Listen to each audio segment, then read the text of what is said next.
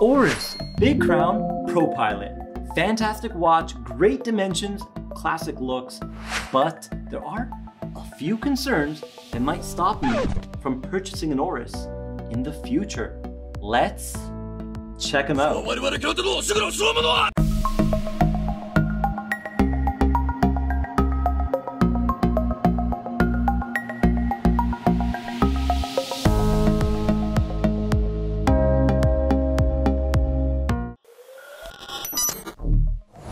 Okay, here are the two newest Oris Big Crown Propilots, and both of them look fantastic.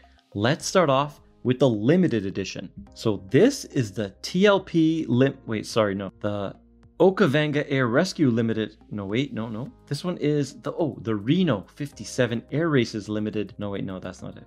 Okay, so Oris has been making a ton of limited edition. It's giving Seiko a run for their money on the Big Crown Propilot, and you can't blame them. The case is gorgeous, just such a winning design, simple, clean look, but I think they're overdoing it just a bit. They also have a Rega limited edition. This is the Rega Fleet limited edition, limited to 100 units, but it's not really 100 because it's actually 2100.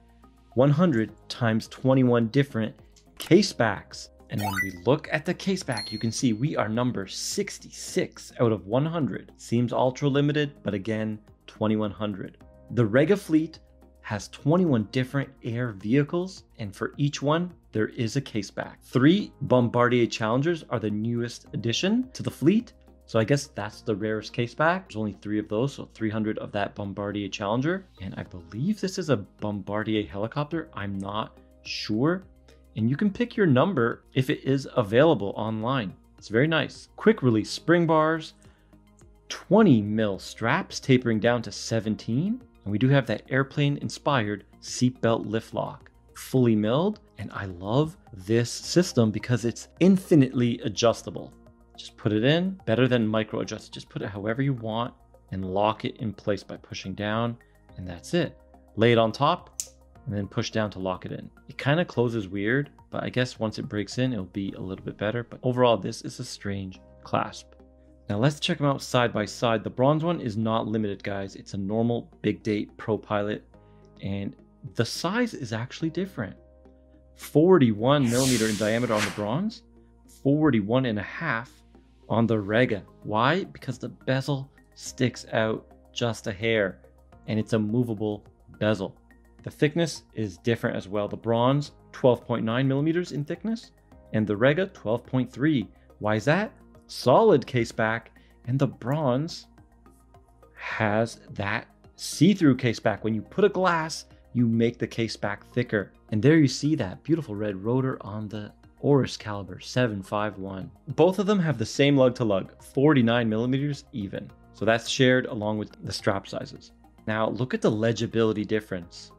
Which one is more legible? The hands on the Rega, man, very bold, easy to see, and that's important for air rescue. The bronze has blacked out hands, but the white BGW9 loom helps clearly define the hands, but they do look a little bit smaller when we look at it next to the Rega. The bronze is completely brushed. However, that beautiful fluting on the bezel is high polish, and there is that high polished lip right there. It's catching the light right at the bottom of the case, bottom edge. Immaculate brushing, and I love the case shape. They both have the same big crown, 7.5 mil with clutch system, easy to grip and operate. All right, so it just popped out. Both have hacking and hand winding.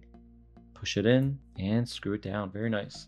Even with gloves. Now let's do the price. The bronze comes in at 2200 USD. Very nice for a bronze Swiss made watch. Now the Rega is limited 3,400 USD. However, you're getting a limited edition and a better movement. This is based on the SW300.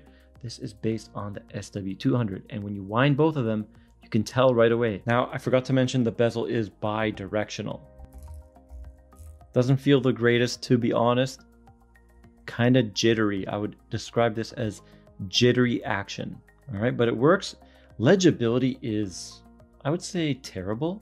I can't read the bezel at all. There's grooves in the steel, and it's filled with black enamel paint. and it's just unreadable unless you have tons of light. And guys, I have tons of light right now on this. The GMT hand is shaped like an airplane. Love it. That's fantastic. The chaptering has the 24-hour markers. Of course, the bronze is just a simple three-hander with date. Doesn't have any of those features. Here it is on my 6.5-inch wrist, and it wears fantastic, looking a little bit larger on camera, but man, off camera, it's wearable. The lug to lug is a little bit long, but it's doable. It's a pilot's watch. They're allowed to be bigger, and I would rock it. Okay, here is the bronze one, and it looks just as good. The strap on the bronze one is much more comfortable, much more than that, but this has to break in. It's really thick leather. But this textile strap is just phenomenal. Seiko could learn a thing or two on the tortoise. That thing is hard as a rock. This thing is awesome, but still not a fan of this buckle. Okay, let's do the weight. The bronze, 104, should be pretty close. 106, yep. Okay, let's check her out on the time grapher. Solita based SW200 Oris caliber 751, 26 joules, 28.8 VPH, hack and wine, automatic. And whoa, look at these numbers. 11, 9, 300 amplitude, very powerful, low beat error, and the fourth and final round plus 10. Now 12 down to get positional variance, how it's going to react on your wrist.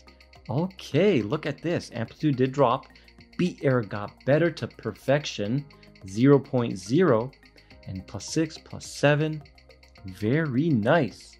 And I forgot to mention 38 hours of power reserve and the fourth and final round plus 7. Very good. There is the Lume Shot. Both have the same BGW9 Swiss Super Luminova. And it looks decent, but it does fade quickly.